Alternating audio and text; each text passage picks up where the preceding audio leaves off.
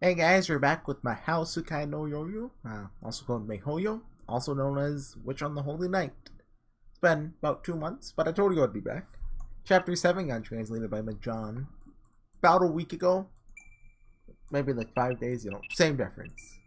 I wanted to make sure, I had Chapter 7 working, but we haven't done Chapter 6 yet. Well, I mean, I've played Chapter 6, but I haven't done it on video. Just remember, We've been over this before. So yeah, well, taking a break from Chaos. Don't tell anyone, but I already finished it. And I have like 30 episodes to upload, like a huge backlog. Don't tell anyone. I got really into Chaos then.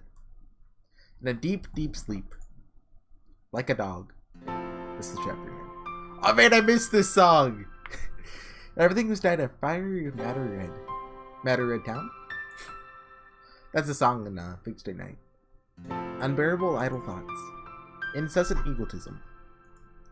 Sad sights and gloomy, bittersweet talk. Fickle wickedness, born from human relations. And the noise of miserable coexistence. This was a world apart from all that. There were those who thought it was heaven, and there should be others who considered it hell. In a decade, a century, things may be different. But for now, the sea of autumn leaves was still pristine. It was a scene he knew well. Life in the mountains was humble and modest. There were no conspicuous buildings in the place that he called home. They gathered only when they needed to survive, without plundering the land. Upon close inspection, it was possible to find serpentine trails winding through the fields, stone steps leading to the summit, and even those were unnoticeable from afar. It must have been the policy of those who lived here to keep the mountain landscape unmarred by the crafts of man. Suddenly, he remembered that this season had always been his favorite. Or rather, it suited him the best. The preparations for winter were never ending, but whenever he found the time, he would make his way up to the top of the mountain. Gazing idly at the sunset while savoring the crisp autumn air was one of his two great daily pleasures. The way the evening colors bled into the crimson peak, how the dusk wind was cold and comforting. Not even 2 months had passed since he came down from the mountains. He was already starting to forget. It was a little sad. Everyday memories fade. All you can do is replace them with new ones. Wasn't that what someone had told him? Recollections grew hazy. Moving was the beginning of a new life. Maybe holding onto the scenery and change for so long was too much to ask. The fact that he wished those memories alone would remain clear, even though he now lived in the city surrounded by tall buildings weighed heavy on his conscience. Fresh starts didn't come often. What kind of man worried more about his hometown than his home? Searching his soul for the answer. Oh, this must be a dream. He tried to shake off the uncharacteristic sentimentality he'd been indulging in, wondering why dreams were always so hard to see for what they were. As soon as he realized he was dreaming, angular shadows began to rise over the autumn foliage. There were concrete buildings, formerly unknown, and all too familiar to him now. Like this, his current reality was wearing away his old one. Nothing could stop human memory and impressions from degrading. It was a fact of life. By nature, people live for the present, not the past. One day, even his most treasured memories would be swallowed up by these buildings. It wasn't heartless or cruel. If he felt their disappearance was inevitable, simply dreaming about what he could still remember clearly was enough. Whether in the mountains or the city, time was fleeting. Yesterday's scenery was not today's. And so, Shannon gave him any time to grieve. Nostalgia was beautiful, but that was exactly what made it so fragile. Since when were you a giant, Aozaki? A faint dizziness made him close his eyes. The rustic landscape disappeared, and in its place, he heard a familiar voice. Not just the mountainside, but the entire mountain seemed to quake under its weight. And of course, Aozaki Aoko, who had appeared like a phantom earlier, was towering imposingly in the distance. He must be really tired, he thought, trying to make out what she was saying. He felt that his vertigo would come rushing back if he opened his eyes, so he kept them closed. It was hard to be sure, but it sounded like she was quarreling with somebody.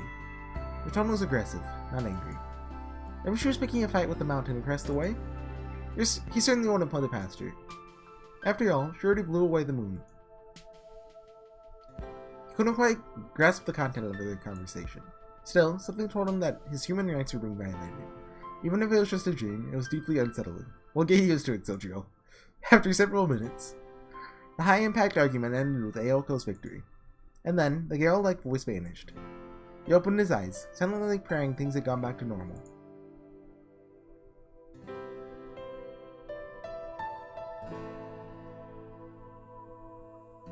What's it called? Kitsy Lane?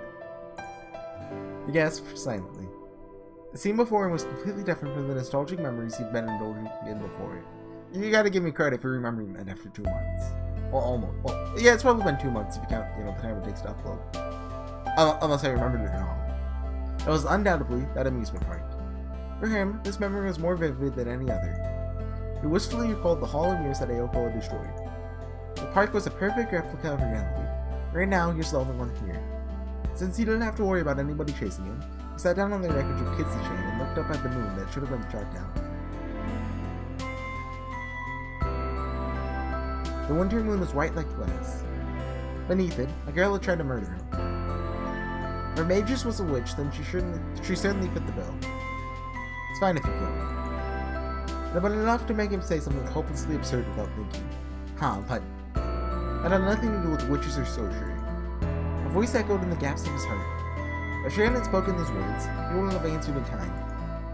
What was it Ozaki Ayoko had said to him back then? As he tried to remember, his deep, deep sleep came to an end. Perhaps without even reaching any answers from his reminiscence longer than a dream.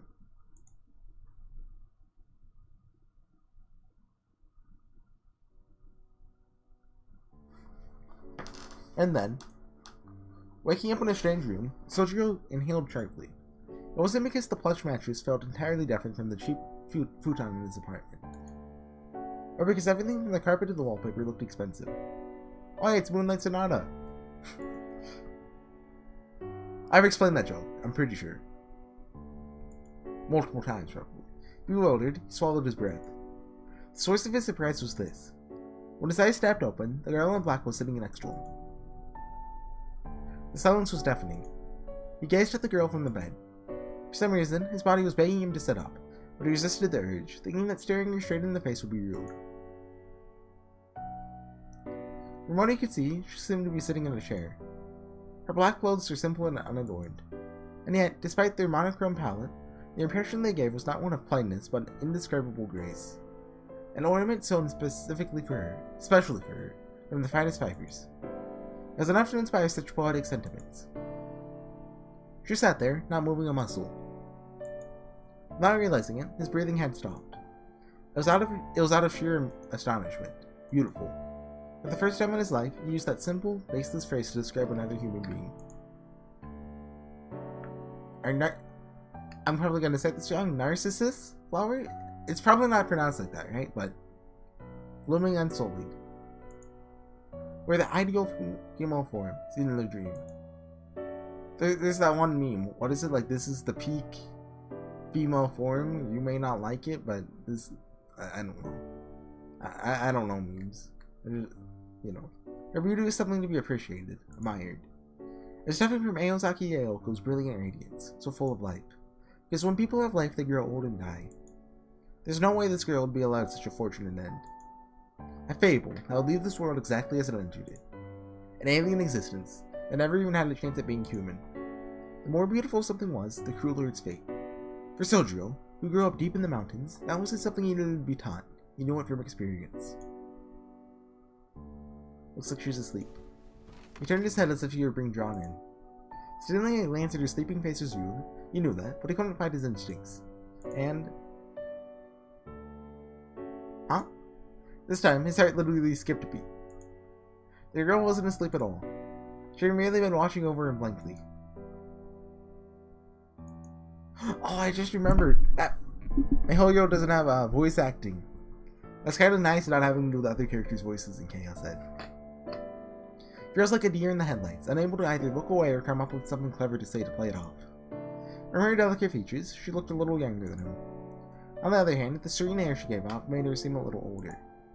Jet black hair lightly brushed her shoulders. Large eyes, pure black as well, seemed almost made to match. She turned expressionlessly towards Soujuurou, not even averting her gaze when their eyes met. He couldn't bring himself to say anything. It wasn't quite so bad as a frog being stared down by a snake, but he was still loath to talk to her now. Also,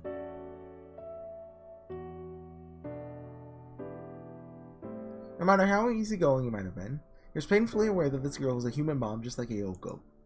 For her part, the girl wasn't saying anything either. She gave the impression of a nurse focused intently on tending to a bedridden stranger. He had no idea what she was thinking in this interminable silence. All he knew was that it didn't seem to be bothering her at all. It was like some kind of bizarre penalty game. If this is Aozaki's game, it's way too elaborate.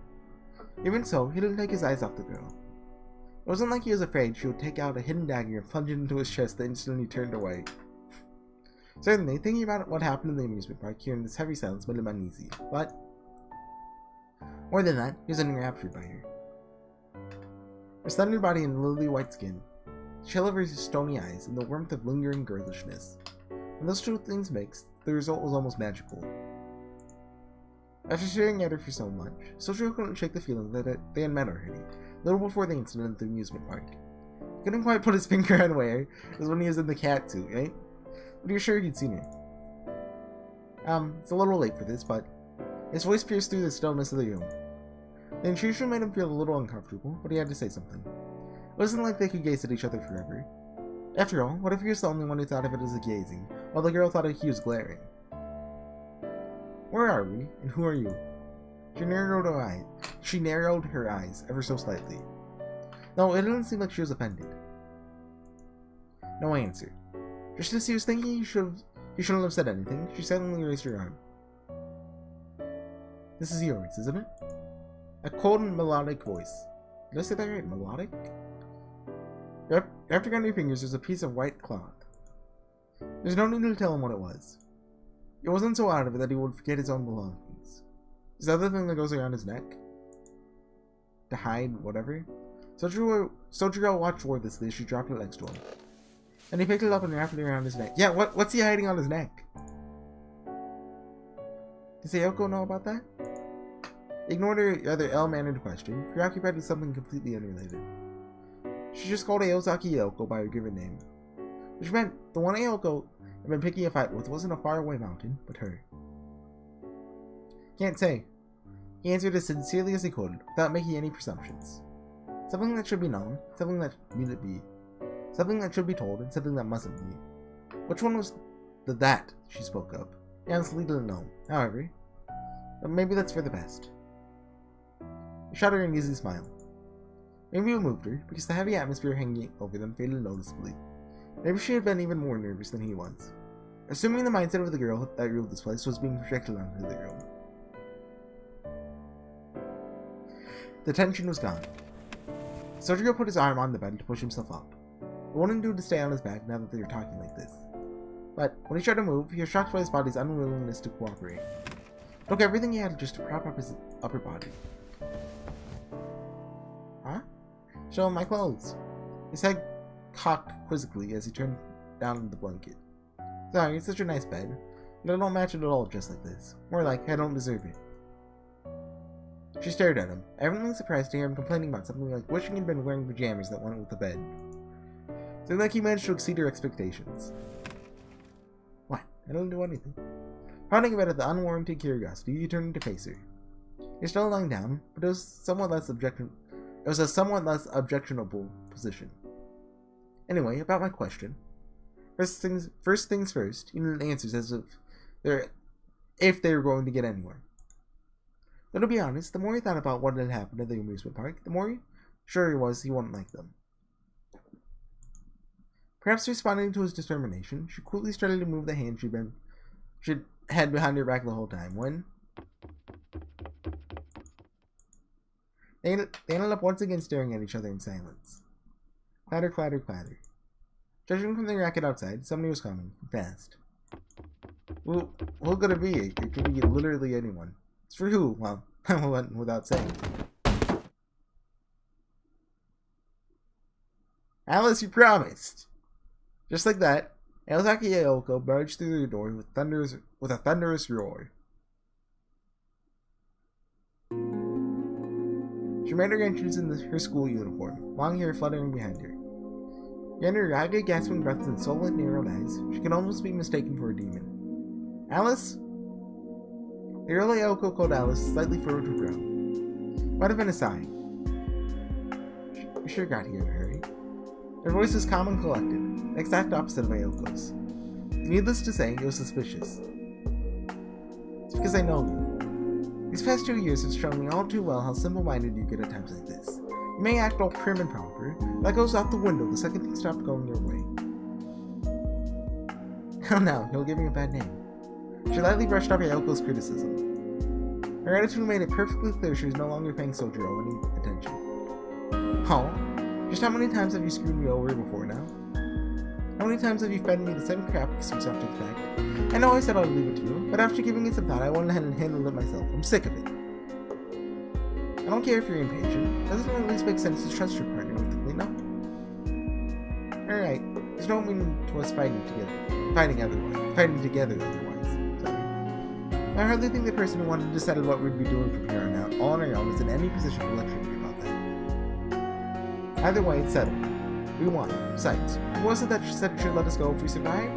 This is as much on your head as it is mine. Maybe that's what's really bothering you? Alice fell silent, brooding. Seemed like Ayoko had struck a nerve she didn't even know she had.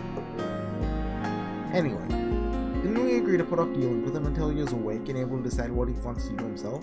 You really gotta stop going behind my back when I'm not around. Speaking of which, aren't you supposed to be in class right now? It's barely even noon. And I remember today was her school's closing ceremony. Told them I had a family emergency and came home early.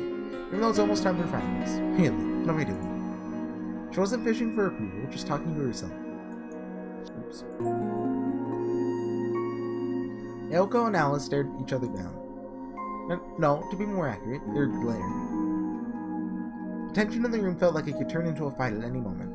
Soujuurou was powerless to do anything but watch. But then, the silence, which seemed like it would last forever, broke abruptly after about a minute. Apparently this sort of clash was an everyday thing for them. I'll be in the parlor.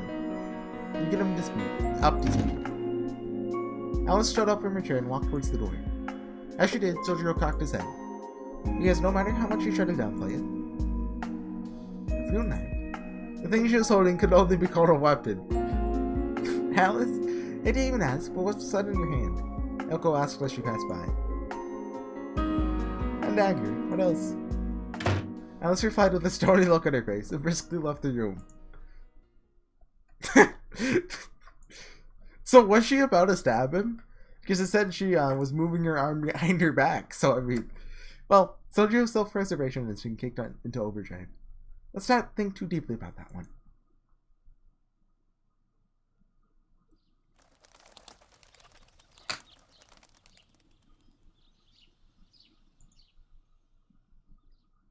At any rate, the girl in black who had been responsible for the bulk of the tension was gone. Only the veteran Soujuurou and the school uniform-clad Ayoko were left. By his reckoning, this was the perfect opportunity to get some answers to all of his questions. So much I don't understand, Ayosaki.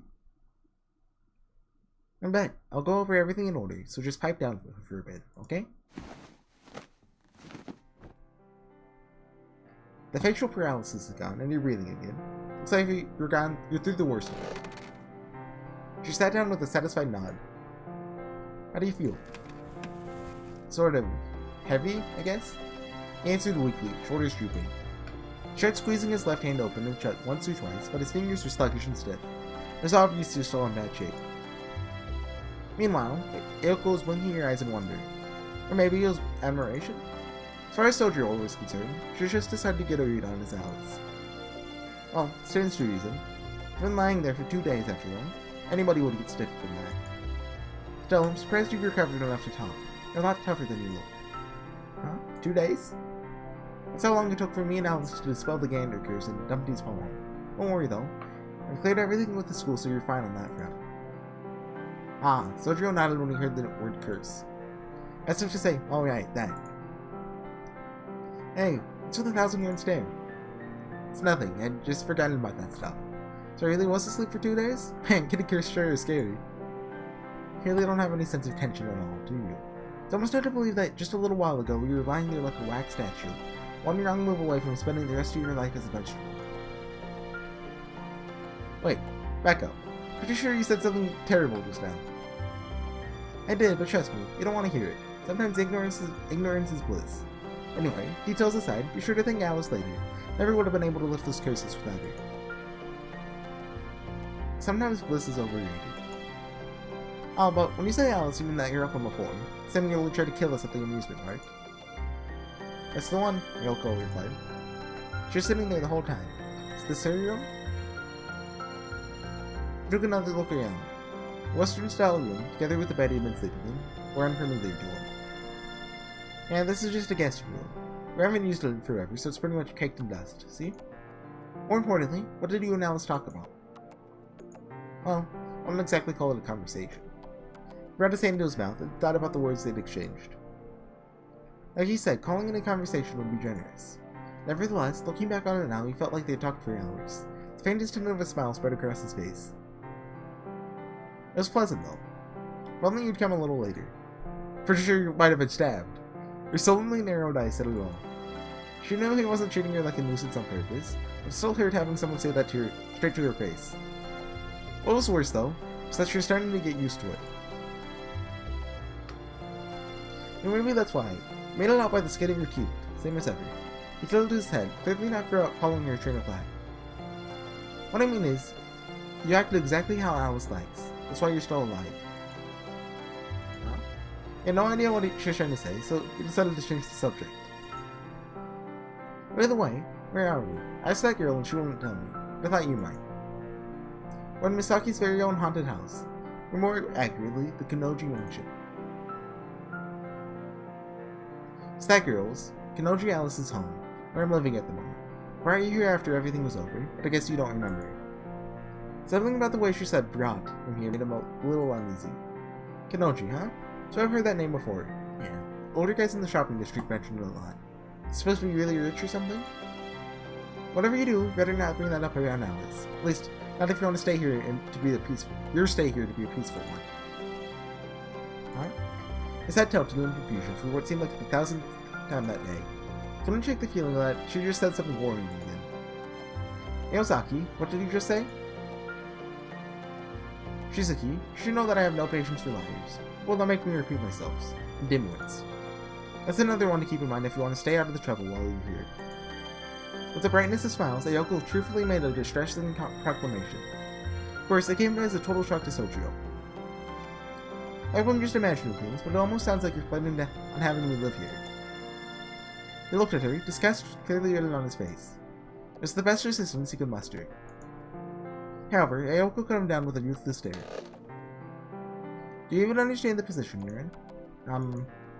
I know it would be easier on you if I did. Is that what he wanted to say? But he swallowed his words and shook his head no. Apparently even someone like him, who is completely incapable of reading the mood, sensed the need for some restraint. It's about time he realized his laid-back attitude got on Ayoko's nerves. What? It doesn't get on it. No, that's crazy. That's right. It's no use beating around the bush with you. Fine. Wanted you to have some time to think it over, but we're in a hurry, so I'll just come right out and say it. Listen, Shizuki. As of this moment, you're under our supervision. That means you'll be living here with us for a while. Naturally, I have the final say on whether you live or die. What? He spun into the face of such outrageous tyranny.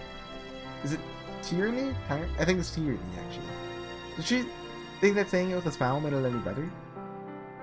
Live together with you? In the same room? No, you gotta go to the side room, come on. It wasn't a great expectations of sharing a room with Ayoko that Adam flustered. Rather, he was worried for his safety, plain and simple. That was a Fate Stay Night reference. Like half of the Fate and Unlimited Blade works out was just Shiro being like, hey, Saber, how about you don't stay in my room? He might have been hopelessly soft-hearted, but it seemed the reality of almost being killed once and sunk in well enough. Ridiculous. That's like trying to stay warm by huddling up with a bear preparing for hibernation. Absolutely right. Ayoko nonchalantly agreed with his rather rude reaction. Sometimes you hit on surprisingly accurate metaphors, don't you? Like you said, if you make one wrong step or break any rules, they'll kill you on the spot. And the only ones living here are me and Alice. She's got even less common sense than I do, so if you don't watch yourself, you're a goddard.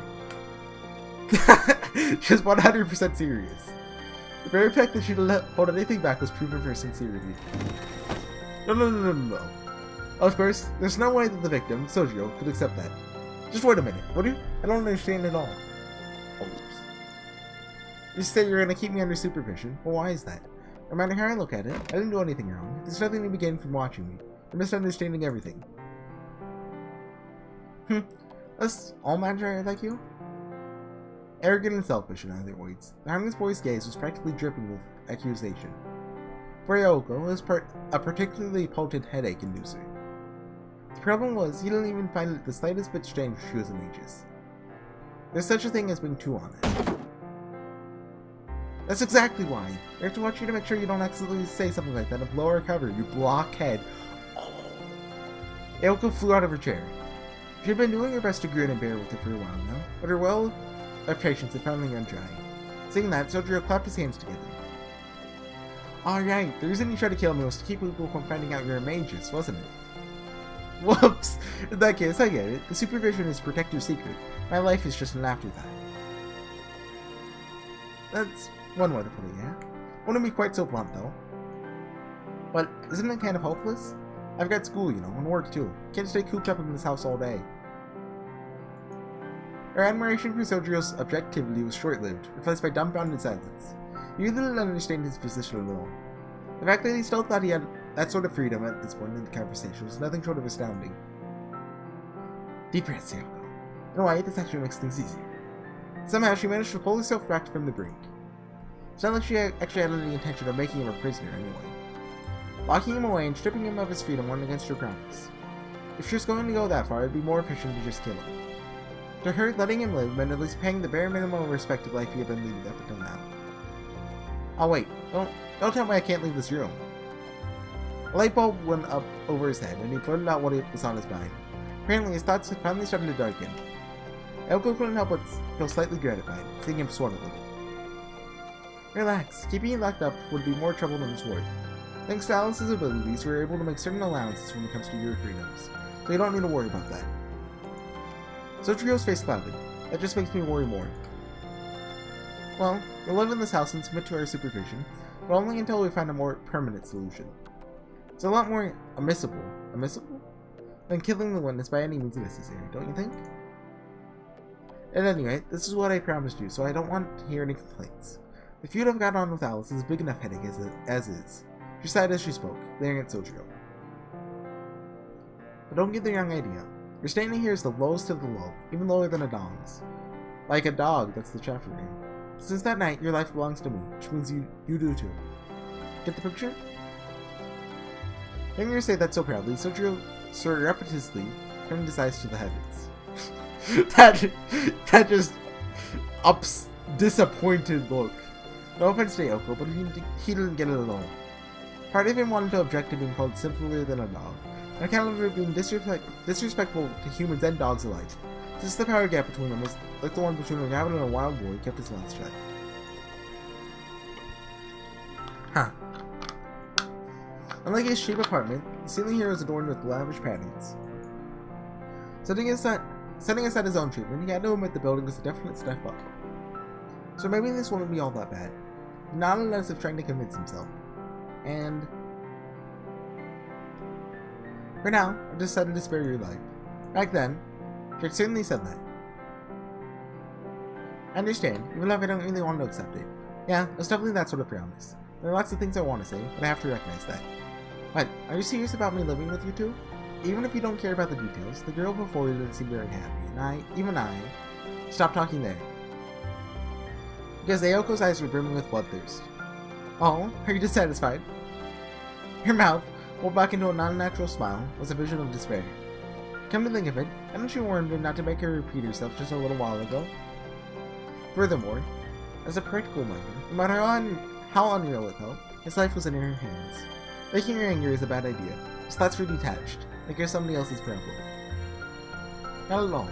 Besides, I don't really have a choice, do I? Obviously, Yoko nodded. Soujuurou slumped his shoulders and surrendered. Okay, I understand.